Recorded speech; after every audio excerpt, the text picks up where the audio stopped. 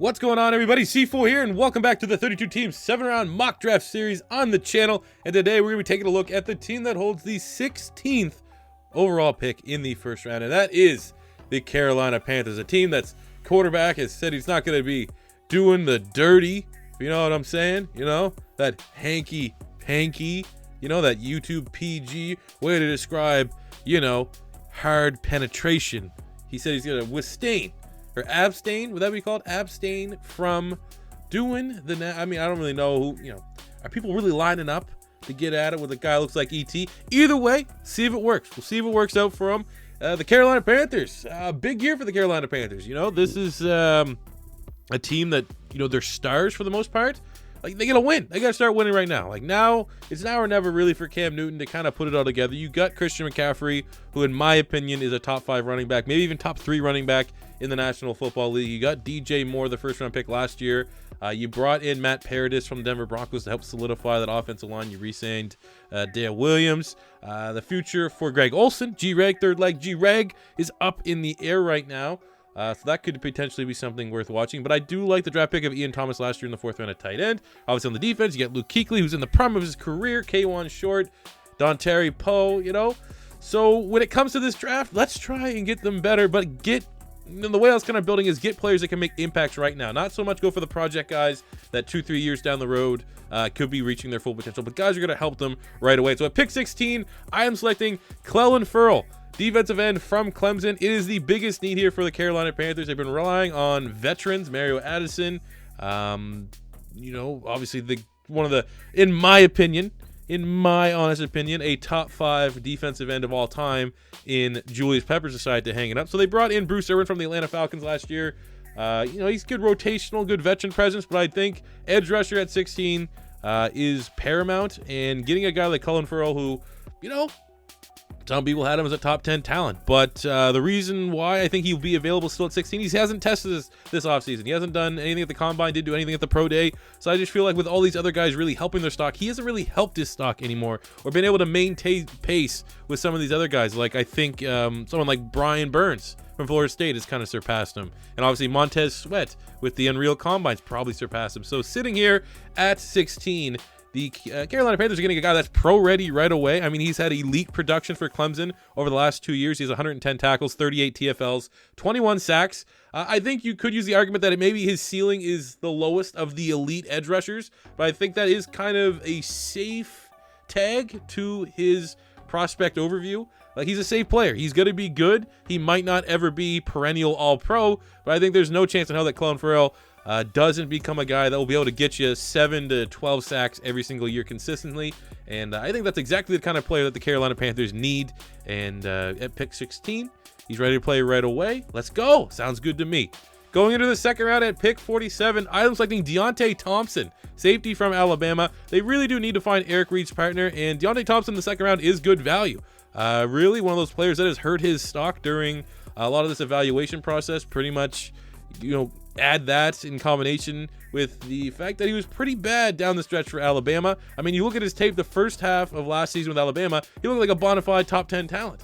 And then down the stretch, his really aggressive play was costing him quite a bit. And a lot of big plays that Alabama's defense was giving up, it was kind of towards the area where DEIONTE THOMPSON was supposed to be. So it's positives and negatives. I think this is a pick that Ron Rivera would have to really develop early on, but I still think when I look right now at the roster, you got Rashawn Golden, who's a 3rd round pick out of Tennessee. He's kind of like a defensive back. You know, he plays corner, he can play a little safety here. He's not a natural free safety. I think someone like DEIONTE THOMPSON does bring tremendous ball skills, really good athlete, even though we haven't really seen him test much. I don't think he did a whole lot at the pro day or at the combine. I know he definitely didn't go to the combine, but I think, again, another guy with 1st round value, kind of like CLELIN FERRELL, not testing this offseason, so his stock kind of remains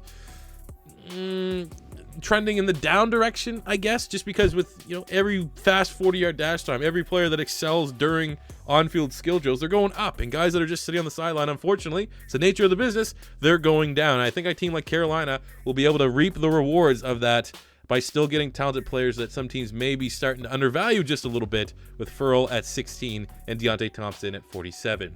Going into the 3rd round at pick 77, I'm selecting Emmanuel Hall, wide receiver from Missouri. He is an elite athlete a pure deep threat at wide receiver, running a 4.39 40 at the combine, an insane 43.5-inch vertical at 6'2", 200 pounds. Clearly, Carolina wants speed at wide receiver. You've seen that with the veteran signing of Torrey Smith. You saw that with the pick of Curtis Samuel, kind of that maybe jack of all trades type guy, which, I mean, it didn't really make sense because Curtis Samuel's like, he's kind of like Paris Campbell this year, trying to do a similar comparison. Like they operate in the same role.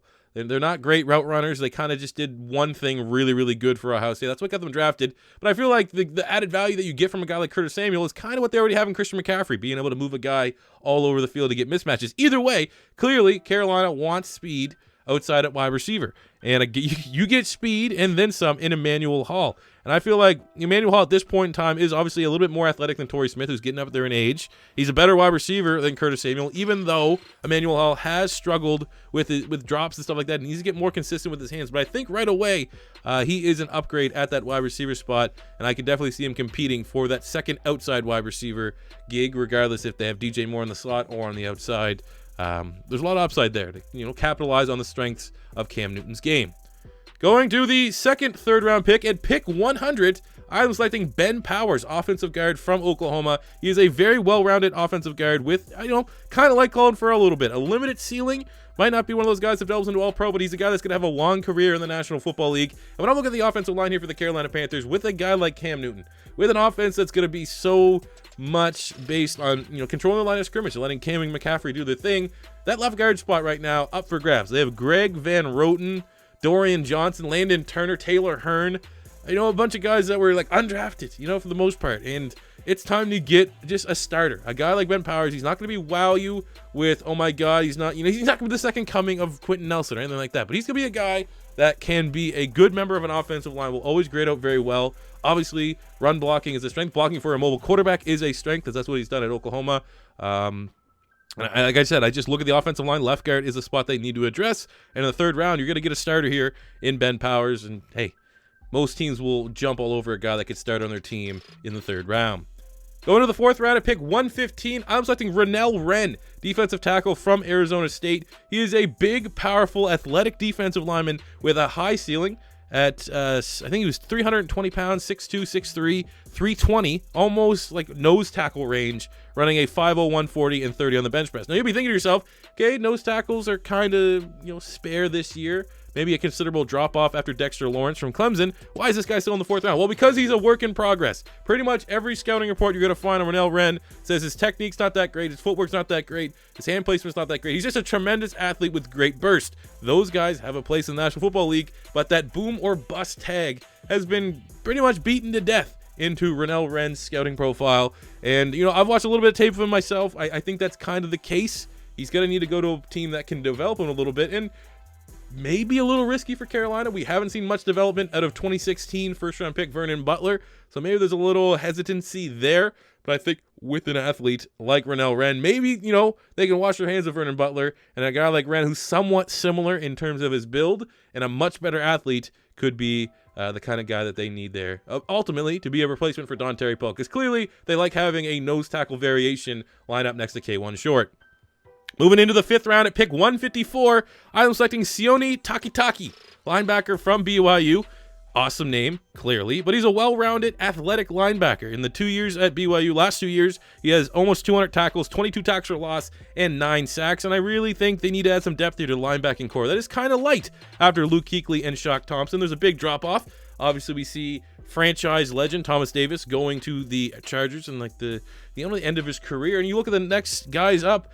I mean, we have some players. Jermaine Carter Jr., the fifth-round pick in 2018. He was a big-time all-star in our Madden series, but I don't, in real life, he's just like more of a special teamer. I don't really know who's going to be that other outside linebacker, the will right now for them, but a guy like Takitaki in the fifth round certainly would bring some much-needed competition to that position. And obviously, you're going to get some special teams ability right away. So just adding depth at the linebacking core, you can't go wrong there for the Carolina Panthers. And then finishing up in the sixth round at pick 187, I'm selecting DEVINE OZIGBO, running back from Nebraska. He is a power back, a complement to Christian McCaffrey. He's 230 pounds, running a 4.54 at his pro day. He can catch, has somewhat reliable hands, so obviously wasn't used as a receiving back, but you know, he's a guy that will be able to get you 30-40 catches in a season, because clearly that's what they want. I think he's a better power back option and offers more upside than Cameron Artis-Payne, who you would assume would be in that role right now. They use Arma, the fullback, on short yardage situations. Again, OZIGBO gives you a little bit more upside there, a little bit more natural of a runner, a little bit better ball carrier vision than, said, the fullback. So ultimately, I'm just trying to find an option that could maybe be a long-term option, 1-2 punch with Christian McCaffrey. Obviously, McCaffrey's always going to be the feature back, but for those short yardage scenarios, a guy like OZIGBO could take some of the pressure off long-term, so you don't have to continue to use Cam Newton on the sneaks and have him exposed to potential injury. So there you go, guys. That is the 7-round mock draft for the Carolina Panthers. Panther fans in particular, let me know in the comment section below if you agree or disagree with this mock draft. As always, if it's your first time stopping by, don't be afraid to hit that subscribe button, smash the like button if you enjoyed. And until next time, it's C4 saying peace out.